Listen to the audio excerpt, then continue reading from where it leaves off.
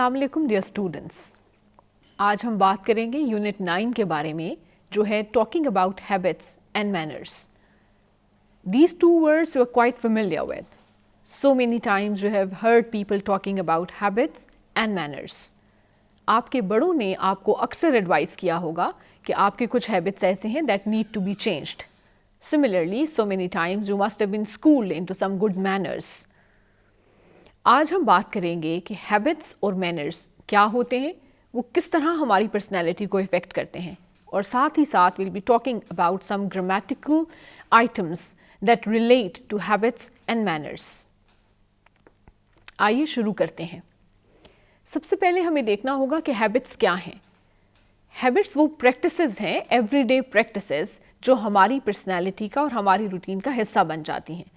Habits वो चीज़ें हैं, वो आदत हैं जिनको हम रूटीन में करते हैं।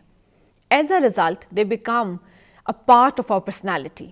Similarly, habits sometimes become so strong that you keep on performing them without thinking about them. So many times you are performing certain habits when you are not consciously aware कि आप क्या कर रहे हैं। आपके habits आपकी second personality बन जाते हैं। इसीलिए चूंकि habits दोनों तरह के हैं, कुछ अच्छे habits और कुछ बुरे habits, हमें उन habits को change करना चाहिए जो अच्छे habits की category में नहीं आते। There are both kinds of habits, good habits and bad habits. For example, सुबह जल्दी उठना. People who have this habit of rising early in the morning, that is a good habit in them.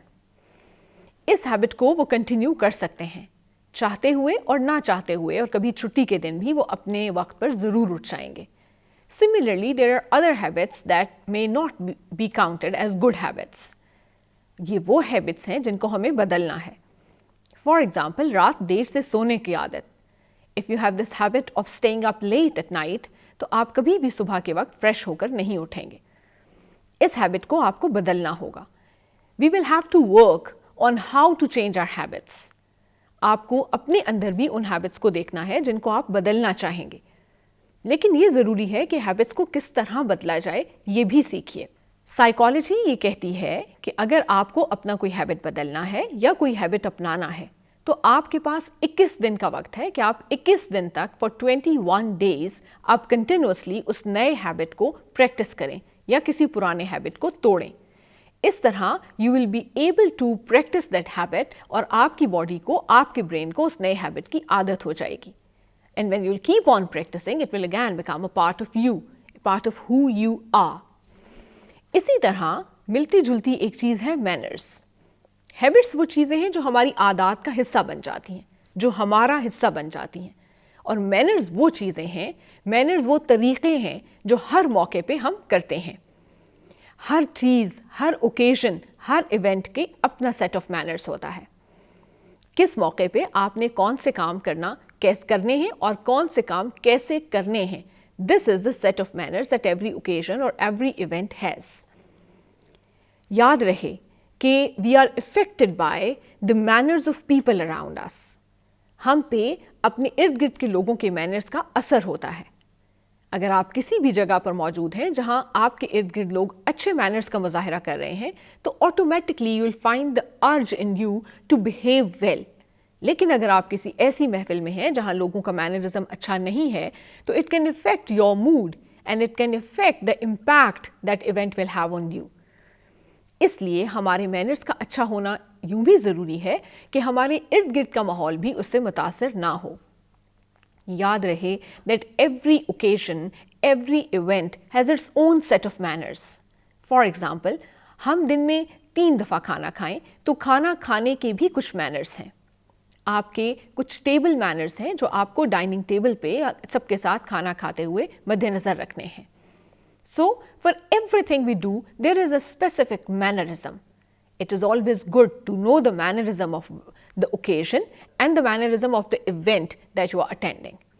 आप जब भी कहीं जाएं, वहाँ के मैनरिज्म का ख्याल रखें. ये भी ख्याल रखें the way you are supposed to dress up, the way you are supposed to talk, and the way you are supposed to meet people at that occasion. These things are very important. We are recognized by our manners.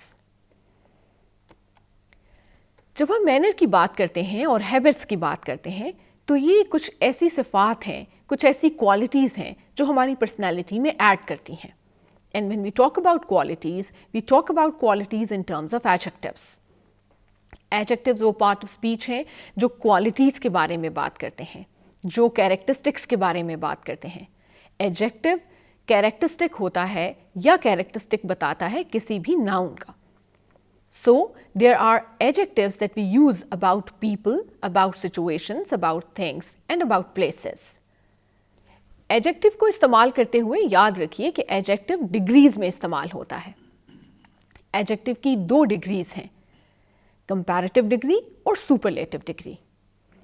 जैसे कि एक adjective जिसको हम सब जानते हैं वो है गुड, इसकी कंपैरेटिव डिग्री है बेटर और इसकी सुपरलेटिव डिग्री है बेस्ट।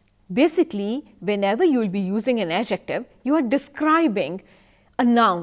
आप किसी भी noun को describe कर रहे हैं और noun में लोग, चीज़ें, जगहें, तमाम चीज़ें शामिल हैं।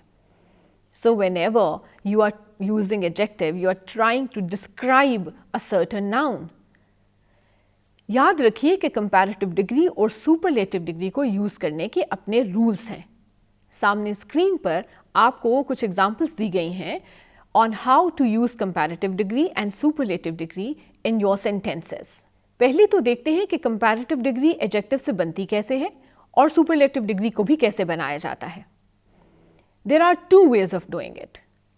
Number 1, there are some adjectives where you can just add ER and it becomes comparative degree. And if you add ST or EST, it becomes superlative degree.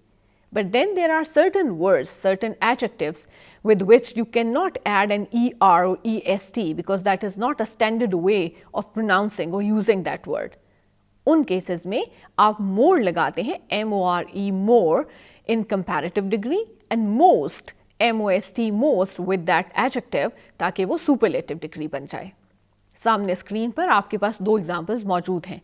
There is good, better, best, and then there is this adjective beautiful. Since you cannot add ER with beautiful to make it comparative degree, you add an extra more with it and it becomes more beautiful. Similarly, if you have to make superlative degree out of it, you add most with it and it becomes most beautiful. अब देखते हैं कि इन दोनों degrees को use कैसे किया जाता है इन सेंटेंसेस। सामने स्क्रीन पर कंपैरेटिव डिग्री के लिए आपके पास एक एग्जांपल दी गई है which says painting A is better than painting B. Now you are using comparative degree because there are 2 things that you are comparing.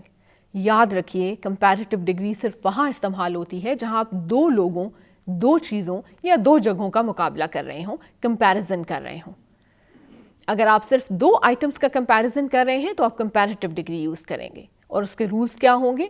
आप comparative degree of adjective use करेंगे, जैसे हमने सेंटेंस में बेटर यूज़ किया, और उसके साथ then का यूज़ करेंगे which is THAN।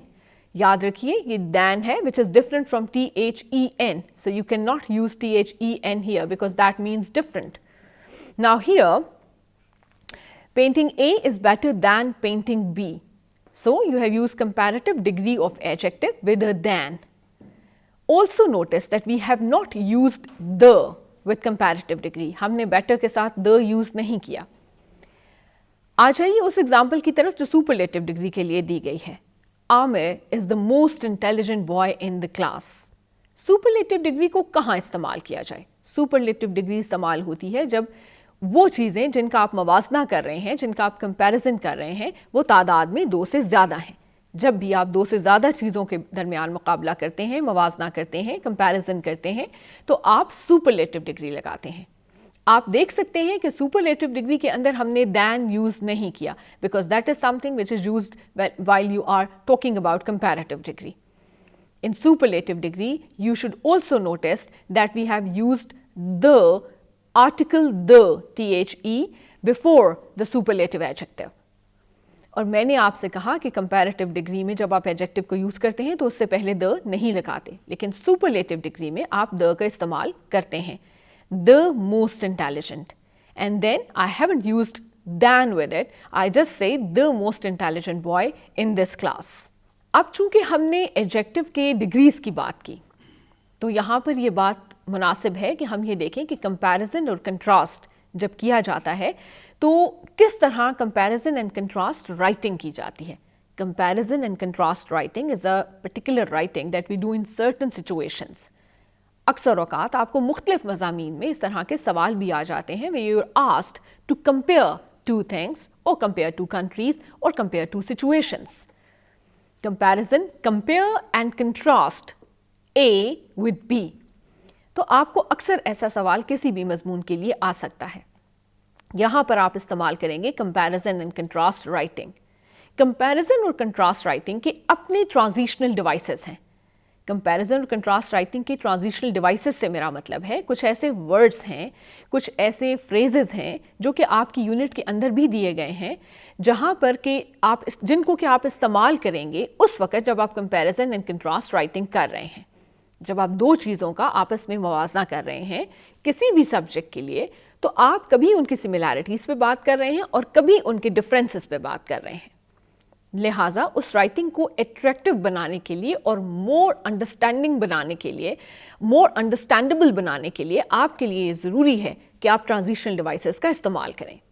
For example, जब आप प्रोसेस राइटिंग करते हैं, आप किसी प्रोसेस का जिक्र करते हैं, आप कोई रेसिपी लिखते हैं, तो आप प्रोसेस राइटिंग के अंदर उसके अपने ट्रांजिशनल डिवाइसेस यूज़ करते हैं। आप कहते हैं first do this, secondly do this, thirdly do this, finally complete it like this. Now these firstly, secondly, thirdly, finally, these are the transitional devices that you normally use in process writing. यहाँ चूंकि हम comparison and contrast writing की बात कर रहे हैं तो हमारे ट्रांजिशनल डिवाइसेस कंप्लीटली डिफरेंट हैं. There is a complete different set of transitional devices for all kinds of writing that we do. Comparison और कंट्रास्ट राइटिंग में चूंकि हम कुछ चीज़ों का आपस में मवाजना कर रहे होते हैं तो हमारे पास उसके अपने ही ट्रांजिशनल डिवाइसेस होते हैं. अगर आप स्क्रीन पर देखें तो आपको 3 एग्जाम्पल्स मिलेंगी जिनमें 3 मुख्तलिफ ट्रांजिशनल डिवाइसेस यूज़ किए गए हैं जिनको कि बोल्ड में लिखा गया है. Similarly, the 2 boys score well in mathematics. Now this shows that you are comparing 2 boys or maybe 2 students जिनको आप आपस में कंपेयर कर रहे हैं और उनके अंदर सिमिलैरिटी ये है कि वो दोनों मैथमेटिक्स में अच्छा स्कोर करते हैं, अच्छे मार्क्स लेते हैं. तो इसका मतलब है इससे पिछले सेंटेंस में आप उन दोनों की सिमिलैरिटीज़ बता रहे थे और उस बात को ही आगे बढ़ाते हुए आपने सिमिलरली का वर्ड यूज़ किया कि जो पहले बातें हुई हैं उससे मिलती जुलती एक और सिमिलैरिटी या एक और बात ये है कि दोनों मैथ्स में भी बहुत अच्छा स्कोर करते हैं. ट्रांजिशनल डिवाइसेस पिछले लिखे हुए को अगले आने वाले के साथ कनेक्ट करती हैं. दूसरा जुमला है instead of driving his own car Ali chose to travel by bus. अब यहाँ पर इंस्टेड ऑफ आपका कंपैरिजन और कंट्रास्ट राइटिंग का ट्रांजिशनल डिवाइस है. यहाँ पर हम ये कह रहे हैं कि एक चीज़ इस्तेमाल करने की बजाय अली ने चूज़ किया कि वो कुछ और इस्तेमाल करेगा. इंस्टेड ऑफ में एक ऑपोजिशन आ जाती है, एक कंट्रास्ट आ जाता है कि उसके पास 2 चॉइसेस थी करने की लेकिन एक की बजाय उसने दूसरे को चुना. Third sentence is while it is still cold in Murree Multan is getting hotter these days. Now here again while उन सिचुएशंस में यूज होता है जहां ऑपोजिशन हो, एक बात किसी और तरह हो और उसी जुमले का दूसरा हिस्सा किसी और तरह हो, तो आप व्हाइल यूज करते हैं. यहाँ 2 शहरों के टेम्परेचर्स का कंपैरिजन किया जा रहा है और जबकि एक शहर ठंडा है दूसरा गर्म हो रहा है तो आपने while का वर्ड यूज किया. It means while is when you are speaking about the contrast. Now dear students, you have understood about adjectives, you knew and the unit is also going to help you about the fact कि किस तरह adjectives का इस्तेमाल किया जाए, comparison contrast writing कैसे की जाती है. आपके पास 2 भाइयों की कहानी है जिनकी आदात में काफ़ी फ़र्क है. आप उस कहानी को पढ़ेंगे और कंपैरिजन और कंट्रास्ट को अटेम्प्ट करना सीखेंगे. आप देखेंगे कि किस तरह एक टेबल बना है जिसमें कि हमने आदात को एक साइड पर रखा और दोनों भाइयों को के लिए अलग अलग कॉलम बनाए और देखा कि किस आदत में कौन सा भाई किस तरह बिहेव करता है. This is how we do comparison and contrast writing. We take some criteria, comparison और कंट्रास्ट राइटिंग के लिए हमेशा आप कोई क्राइटेरिया ले लेते हैं और उस क्राइटेरिया के ऊपर जो आपके पास गिवन कमोडिटीज़ हैं या लोग हैं उनका कंपैरिजन करते हैं कि एक उस काम को कैसे करता है और दूसरा उस काम को कैसे करता है। इसी चीज़ को जब आप पैराग्राफ फॉर्मेशन में ले आते हैं तो वो एक कंपैरिजन एंड कंट्रास्ट ऐसे बन जाता है। नॉर्मली एक गलती जो स्टूडेंट करते हैं वो ये कि कंपैरिजन और कंट्रास्ट में वो नॉर्मली एक चीज़ के ऊपर, for example if you are asked to compare city A with city B, तो स्टूडेंट्स सिटी ए के ऊपर एक पूरा पैराग्राफ और दूसरा सिटी बी के ऊपर लिखते हैं। That is though it is a kind of comparing, but then it is not a very good way of comparing two objects or two cities. इसका बेहतरीन तरीका ये हो कि आप कुछ क्राइटेरिया बना लें उन सिटीज़ के बारे में। आप उनकी लोकेशन को ले सकते हैं, आप उनके अंदर उगने वाली चीज़ों को, फसलों को ले सकते हैं, आप वहाँ के मौसम ले सकते हैं, आप वहाँ की पॉपुलेशन ले सकते हैं और उसके ऊपर उनको कंपेयर कर सकते हैं।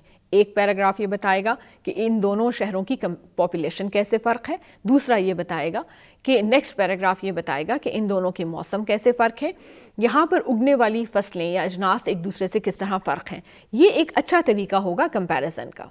Dear students, when we talk about habits and manners, there is something in the times of technology that is known as netiquette. आज आप पढ़ेंगे कि netiquette क्या चीज़ है और इसका ख्याल रखना हम सब के लिए क्यों ज़रूरी है। जैसा कि आपको वर्ड से पता चल रहा है, netiquette, it is you can say it is a combination of two words, net, that is internet, and etiquette. Etiquette is the manner. Etiquette is the way of doing something. जैसे मैंने आपसे कहा कि हर ओकेजन के अपने etiquettes होते हैं। आपको खाना कैसे खाना है, आपको किसी के घर कैसे जाना है, आपको अगर शादी अटेंड करनी है उसके एटिकेट क्या हैं, अगर आपको फ्यूनरल पे जाना है तो उसके एटिकेट क्या हैं, अगर आप सड़क पे ड्राइव कर रहे हैं तो उसके एटिकेट क्या हैं। नेटिकेट जो है वो मैनर्स हैं, वो सेट ऑफ एटिकेट्स हैं जो आप इंटरनेट के यूज़ में इस्तेमाल करते हैं, स्पेशली जब आप सोशल मीडिया इस्तेमाल करते हैं। याद रखिए, इंटरनेट का जो काम है, इंटरनेट पे जो आप काम करते हैं, जो आप सोशल मीडिया के ऊपर काम करते हैं या उसमें पार्टिसिपेट करते हैं एक्टिविटी में, वहाँ आप अकेले नहीं होते। There are so many other people which do, there are whole communities on internet and on social media जिनके साथ आप कम्युनिकेट कर रहे होते हैं। इसमें बस इतना सा फ़र्क है कि चूंकि आप आमने सामने नहीं होते and the other person is not much aware of who you are and they may not be able to gauge और understand your identity and your personality, तो सिर्फ फ़र्क फ़ेस टू फेस और इंटरनेट की और सोशल मीडिया की websites पे इतना ही है। इसका हरगिज़ ये मतलब नहीं कि हम अपने मैनरिज़म और अपने अच्छी और बुरी आदतों को इसमें भूल जाएं।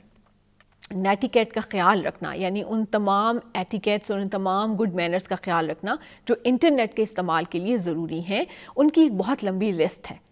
आपकी किताब में कुछ बातें इस हवाले से बताई गई हैं और कुछ आपको ख़ुद सोचने के लिए कही गई हैं। अगर आप रिसर्च करें तो आप देखेंगे कि बहुत सी ऐसी चीज़ें हैं जिनका सोशल मीडिया को इस्तेमाल करते हुए या इंटरनेट को इस्तेमाल करते हुए हमें ख्याल रखना है। यहाँ आपके सामने 5 नेटिकेट लिखे गए हैं, 5 नेटिकेट्स लिखे गए हैं कि जब आप सोशल मीडिया यूज़ कर रहे हैं या इंटरनेट यूज़ कर रहे हैं तो कुछ वो चीज़ें जिनका आपने ख्याल रखना है। ये कुछ एटिकेट्स हैं, ये कुछ नेटिकेट्स हैं, इसमें आप बहुत से और भी शामिल कर सकते हैं। आइए देखते हैं कि ये क्या हैं। Respect other people's privacy. ये बहुत ज़रूरी है कि आप दूसरे लोगों की प्राइवेसी का ख्याल रखें। किसी की प्राइवेट इंफॉर्मेशन जो आपके पास हो, चाहे कोई तस्वीर हो, आपको उसका ख्याल रखना है। Avoid offensive language. You cannot use a language that can be offensive. An offensive language is that other people wouldn't like.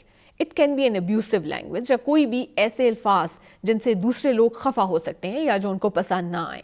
Be cautious about what you post. Check facts before posting.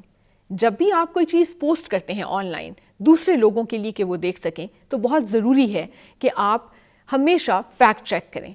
ये देख लीजिए कि क्या आप post कर रहे हैं वो कितना ट्रू है, कितना रियल है। कोई ऐसी इंफॉर्मेशन पोस्ट ना कर दें जो ठीक ना हो या जिसकी लैंग्वेज ठीक ना हो, ताकि वो जब आपके नाम से पोस्ट हो तो आपकी पर्सनैलिटी, आपके बारे में जो लोगों का परसेप्शन है वो डिस्टर्ब ना हो। Choose your online friends wisely.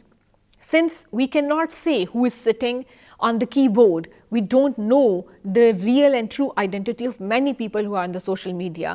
तो ये बहुत ज़रूरी है कि अगर आप ऑनलाइन फ्रेंड्स बनाएं तो बहुत वाइजली चूज़ करें।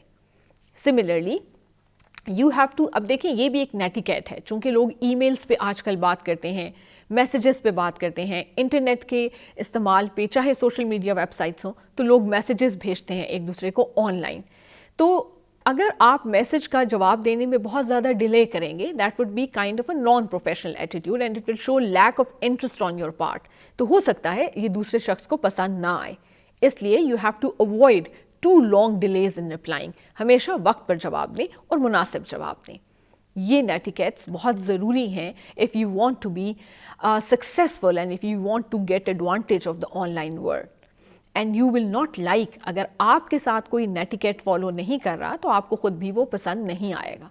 सो always whenever you are using internet, you have to keep this in mind, that you do not have to practice anything that you would not like if it is done to you. Dear students, ये थी हमारी unit on talking about habits and manners. किताब में दी गई unit आपको इन्हीं concepts को बहुत एलेबोरेट करके बताएगी and there are exercises that you have to do. It is encouraged that you do your exercises after good research, ताकि जो आप जमा कराएं अपना काम वो बहुत अच्छे तरीके से किया गया हो.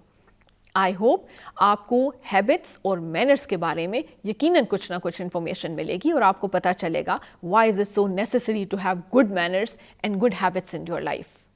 Thank you very much.